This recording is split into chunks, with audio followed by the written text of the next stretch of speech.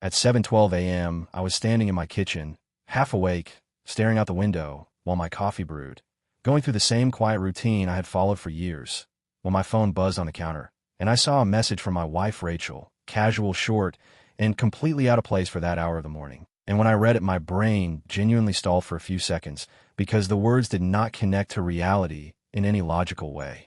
Plans changed. You're not coming on the cruise. Mom wants it to be just family. That was it. No explanation, no lead-in, no warning, just a clean surgical sentence that cut straight through 16 years of marriage, as if they were a scheduling inconvenience. I reread it over and over, waiting for context to load like a delayed web page, but nothing else came through, and the silence that followed felt heavier than the message itself. This was not some casual weekend trip that could be reshuffled without consequence. This was a luxury Caribbean cruise booked months in advance, paid almost entirely from my savings, over $12,000 when all the costs were added up: flights, excursions, upgraded cabin, travel insurance, time off work approved and logged, bags already packed in the guest room because Rachel liked things done early. I had rearranged client meetings, pushed deadlines, and told my team I would be unreachable at sea, all under the assumption that my wife and I were going on this trip together, something we talked about late at night, something she smiled about while scrolling photos of the ship, something I thought was ours. Standing there with my coffee going cold, I realized that at some point this stopped being a shared plan and turned into something I was apparently optional for, something where my inclusion depended on the approval of someone else. And that realization hit harder than the financial loss. The phrase "just family" echoed in my head in a way that made my chest tighten, because I had spent 16 years believing that marriage meant I was family by default, not by permission, not by committee vote, not something that could be revoked by a text message before breakfast. What made it worse was how normal her message sounded, like she was informing me the grocery store was out of milk or traffic was bad, as if excluding me from a trip I paid for and emotionally invested in was a minor adjustment rather than a fundamental betrayal. I didn't respond right away because I needed time to understand how a decision this big could be made without a single conversation, how my role in my own marriage could be downgraded so easily, and how quickly I went from partner to outsider without even being present for the discussion. I looked around the kitchen we shared, the house we built, the life I thought was stable, and for the first time in years it all felt strangely temporary, like I was occupying space that could be reassigned the moment someone else decided I no longer fit the definition of family. I called Rachel immediately, not because I wanted to argue, but because I honestly believed there had to be some misunderstanding that could be cleared up in a normal adult conversation. Yet the second she answered, I knew that wasn't going to happen. Her voice was light, almost upbeat, like she was standing in line at a cafe, instead of explaining why her husband had just been uninvited from a trip he paid for. And when I asked her what the hell that text was supposed to mean, she sighed softly and told me not to make a big deal. She said it was her mom's idea, that her mom wanted the cruise to be just blood relatives, and she followed it up with a little laugh, as if that somehow softened the blow. Then she said, "Just blood relatives, babe. You understand, right?" And I stood there gripping my phone, realizing that I absolutely did not understand, because in my world 16 years of marriage meant something. It meant I wasn't an accessory that could be removed to keep someone else comfortable. I reminded her, calmly at first, that I had paid for everything: her ticket, her parents' tickets, the excursions, the spending money, all of it coming straight out of my account, money I had set aside for months because this trip was supposed to be something special for us. She brushed that off too, saying money wasn't the point and that I was taking it too personally, which felt insane considering I was the only person being excluded. When I asked where she was, she casually told me she was already at her mom's place and that she planned to stay there until they left for the cruise, like this was all settled and done and I was late to my own exclusion. There was no apology in her voice, no hesitation, no acknowledgement that this might hurt me, just this strange emotional distance that made me feel like I was talking to someone who had already moved on from the conversation before it even started. I asked her if she seriously thought this was okay, if she truly believed I should just accept being cut out without discussion, and she told me again not to overthink it, that it was nothing personal, just family dynamics, words that somehow managed to make everything feel even more personal. Before I could say anything else, before I could even process how casually my place in her life had been reduced, she told me she had to go, that her mom was calling her. And then she ended the conversation with a cheerful "love you," as if that phrase still carried the same meaning it had before that morning. I stood there long after the call ended, my coffee completely cold, the kitchen silent, feeling like I had just watched my own marriage continue without me, like I was already gone and no one had bothered to tell me. By 9 in the morning, I had stopped pretending this was just an argument that would blow over and started treating it like what it actually was, a line being crossed that I could not uncross by talking it out. So I did the one thing that still made sense and called my attorney. Stephen Carver had handled my HVAC business contract for years, knew my financial structure inside and out. And when he answered, I didn't bother easing into it.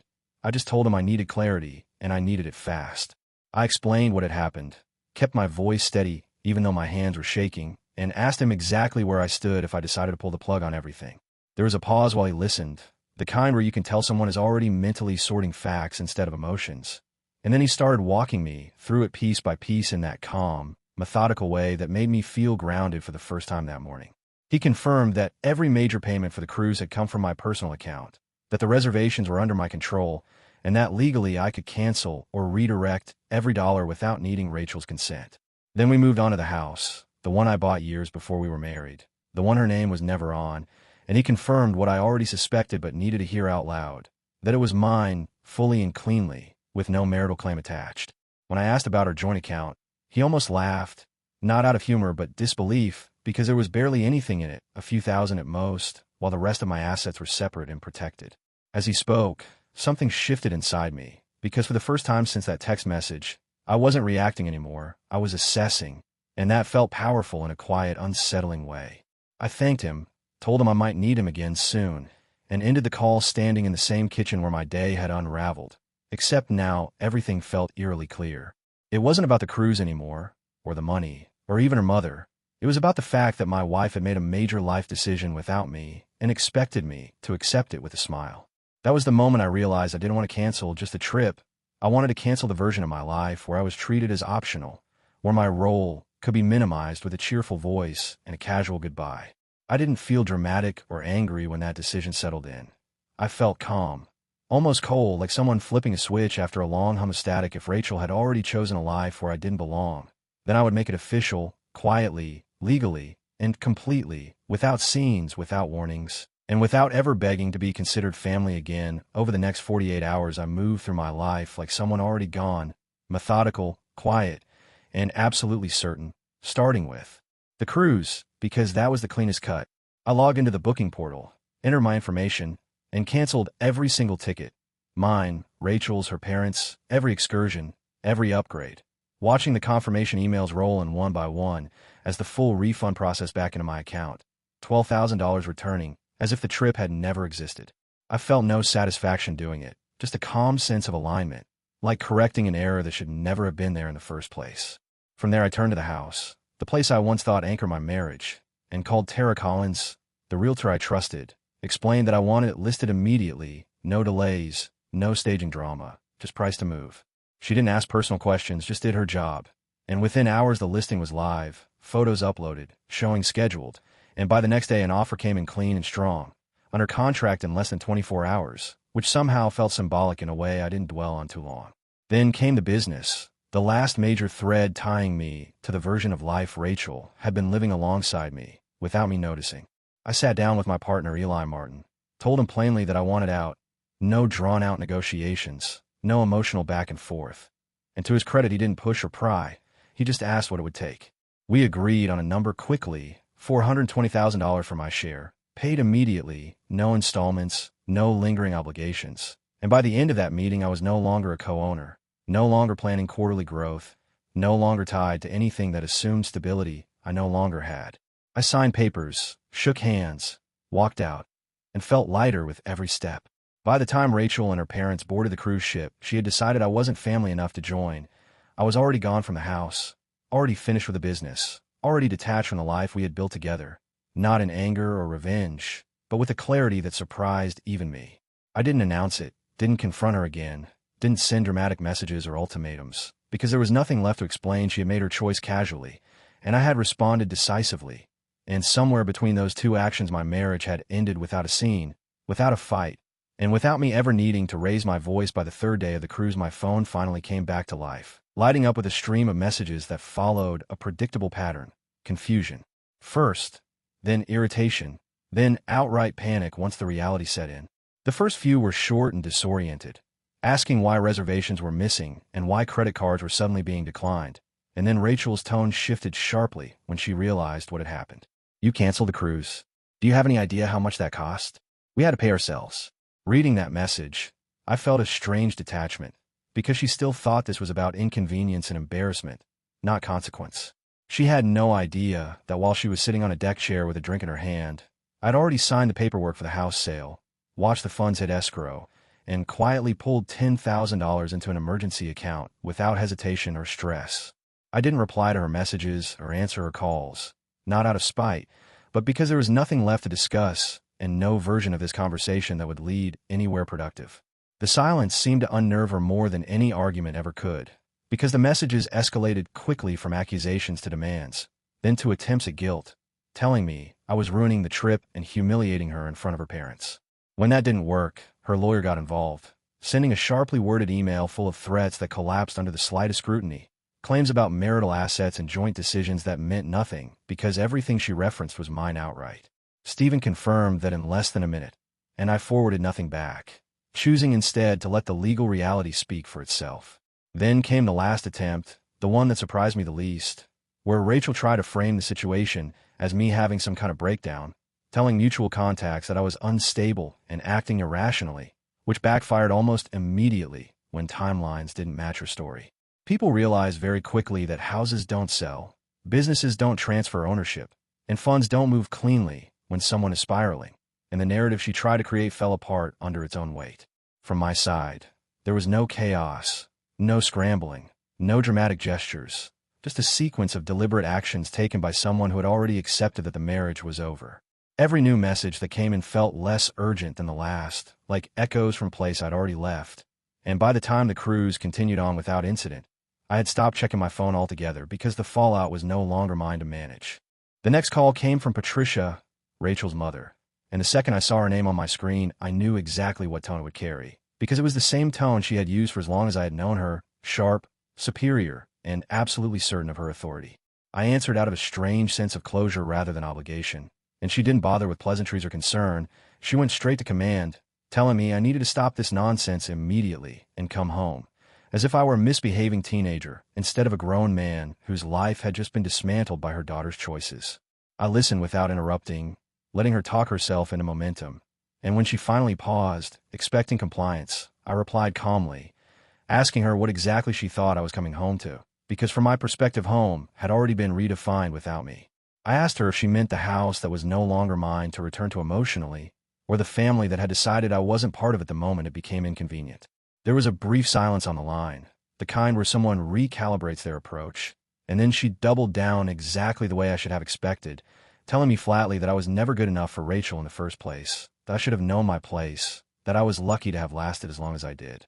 Hearing it said so plainly felt less like an insult and more like a confirmation, because suddenly so many moments over the past 16 years snapped into focus, the passive comments, the subtle exclusions, the way decisions were always filtered through her approval, the way Rachel would go quiet instead of defending me. Standing there with the phone to my ear, I realized this wasn't a recent escalation or a sudden interference. It was a long-term erosion, a steady undermining that had been happening quietly while I convinced myself it was normal tension between in-laws. What hit me hardest wasn't Patricia's cruelty. It was the understanding that Rachel had always allowed it, had always chosen peace with her mother over partnership with me, and that the cruise was just the first time the exclusion was explicit instead of implied. I didn't raise my voice or argue back, because there was nothing left to argue, and when I told Patricia that her opinion no longer held any weight in my life, I meant it with a finality that surprised even me. I ended the call without another word, blocked the number, and one by one disconnected from every remaining thread tying me to that family, not out of anger, but out of clarity, because for the first time I could see the full shape of what I had been living in, and I understood that. Walking away wasn't abandonment. It was self-preservation. I drove west without a dramatic plan or some symbolic destination in mind. Just mile after mile of road, giving me space to think until the air changed and the noise in my head finally quieted down, and that's how I ended up in a small town in Montana called Birch Hill, a place that didn't know me and didn't ask questions. I rented a simple cabin on the edge of town, nothing fancy, just wood floors, clean air, and silence at night, and for the first time in years I felt like I could breathe without bracing myself for someone else's expectations. I reopened a small HVAC operation there. Nothing big, just honest work, local clients, steady hands-on days that ended with physical tiredness instead of emotional exhaustion, and slowly that routine started stitching me back together. I ignored the messages that kept coming in waves, because every unread notification felt like proof that I had made the right choice, that I didn't owe anyone explanations anymore. Rachel's final call came late one evening, her voice breaking, asking me why I hadn't fought for her, and I remember staring out at the trees while she spoke, realizing how upside down that question was. I told her the truth without raising my voice, that I had fought for us for 16 years, through compromises, silence, and being minimized, and that she couldn't even fight her mother for 5 minutes when it mattered most. There was nothing else to say after that, so I didn't say anything, and I never answered another call. Weeks later, she filed for divorce, and when the paperwork reached me, I signed without contest or bitterness, because by then the marriage had already ended in every way that mattered. She left with her car and her personal items, exactly what was hers and nothing more, and I kept everything else not as a victory, but as a consequence of choosing to walk away, cleanly in Birch Hill. Mornings were quiet, work was honest, and no one questioned whether I belonged, and that was how I knew I had finally built a life that didn't require permission to exist a year after everything fell apart. My life had settled into a rhythm that felt real instead of forced, and that was when I met Emily Harris, a high school teacher who had just moved to Birch Hill and carried herself with a quiet confidence that didn't demand attention, but earned it. She was recently divorced too, but unlike the chaos I'd left behind, there was no bitterness in her, no need to control or reshape the world around her to feel secure, just an easy honesty and a kindness that didn't come with strings attached. We didn't rush anything, didn't fill silences with promises or try to replace what we'd lost, and that slowness turned out to be the foundation of everything that followed. With Emily, I never had to defend my boundaries or explain my worth, because she respected both without question, and for the first time I understood what emotional safety actually felt like. There were no power games, no third-party interference, no sense that love could be revoked if someone else disapproved, just mutual effort and mutual respect growing steadily over time. 2 years later, we married in a small lodge surrounded by trees and quiet laughter, with only close friends present. No spectacle, no performance, just a shared commitment made without pressure or fear. By then, I had built a new house with my own hands and my own vision, a place that felt grounded and permanent. And when I looked around at the life I was living, I realized how much of myself I had reclaimed without even noticing. Rachel reached out once after that, saying she just wanted to apologize, and I read the message without anger or satisfaction, then declined to reopen a door that no longer led anywhere I needed to go. The chapter had already ended, cleanly and completely, and I had no desire to rewrite it. Sometimes I think back to that single text sent early in the morning, the one that disinvited me from a cruise, and I understand now that it wasn't a loss at all, because it didn't just cancel a trip, it shattered an illusion I'd been living inside for 16 years. And walking out of it was the first real step toward the life I was always meant to have.